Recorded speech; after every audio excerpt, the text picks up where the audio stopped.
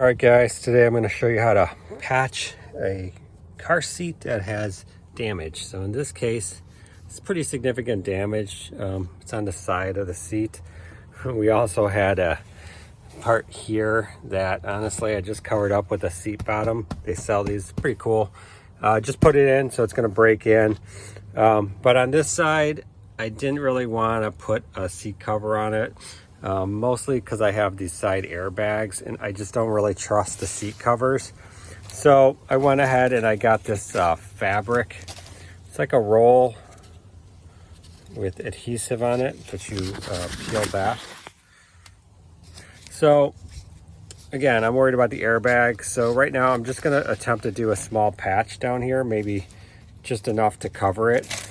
But this is kind of a weird situation because it's missing some of the foam. So I'm going to go ahead and get some foam, just something like this, a piece of styrofoam.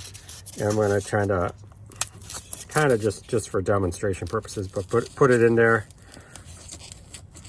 and get the backing. So it's going to look something like that. So now it might be hard to tell from the camera, but now it's more flush. There's no indentation. Because if you have an indentation, I could just see the fabric, the fabric patches giving way. So the instructions recommend you cleaning it with rubbing alcohol, which I did. I just got some rubbing alcohol. I wiped this down. Even though I'm touching it now, I'll probably re-wipe it. And then you're going to cut a patch to size. So again, I could go further up, but I think I'm just going to keep it as a small patch, something like that, where my thumb ends it.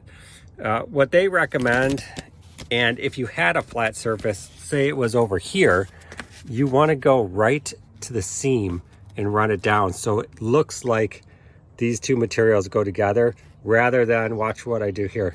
If I slide it out, then it looks like a patch, right?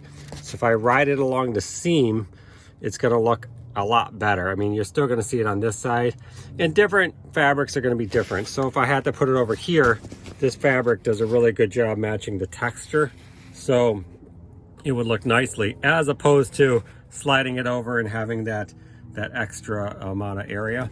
So it should be a fairly simple thing.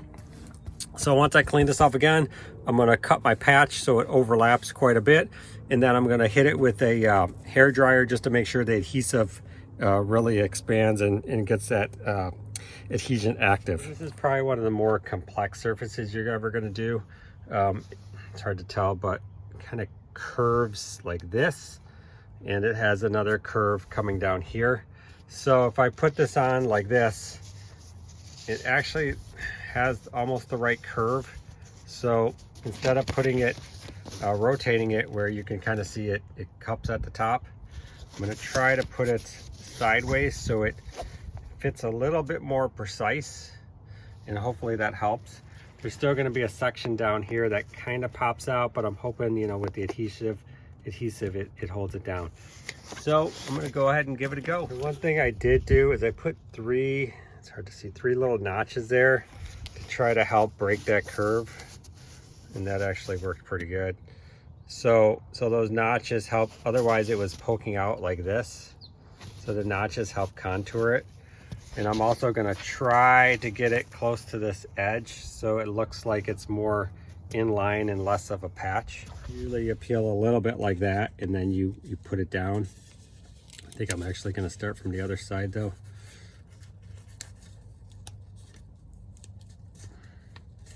I want to start from this side so I can put it here along the edge and get a more precise edge alignment. Let's see what we got here. So I have it unpeeled like that, not all the way, so I can control it. I'm going to go about a ½ inch above. All right, so you can see I got it pretty nice on the edge there. I can probably pull it in just a smidge, but then it starts to buckle, so you got to be careful. That looks pretty good though. So then you can see I still got my paper. I'm going to slowly pull the paper off and pull at the same time. So let me, see how nice and tight that is.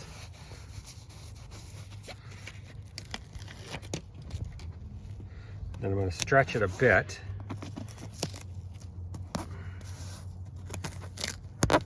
I want to keep pulling it up though, because you're going to take the adhesive off. Okay, so down here I got kind of a buckle. I'm just going to use my scissors. Just put a small crease there. Here we go. Okay, looks better in person. You're kind of getting a weird glare here, but I did kind of pull this down as I was doing it, trying to get rid of these little wrinkles, I guess you call them. But it actually came out looking pretty good. It looks better in person. You don't get such a shiny contrast like you're seeing on the camera. But I'm gonna make sure I push it down really good. They say to heat it up to activate the glue even more, so I'm gonna do that. So there we go, it's all down. Doesn't tell you how long to wait before sitting on it, but I think it's almost ready to go. I would wait 24 hours though, just to make sure it adheres properly. But that big hole is now gone. It looks way better in person. It's catching some weird shining in the camera, but it's actually a pretty close match, especially if you come around. So I'm pretty happy with it. But if you don't want to buy a whole car seat because of the airbags or whatever issue you're having, this is a good way to go. So good luck.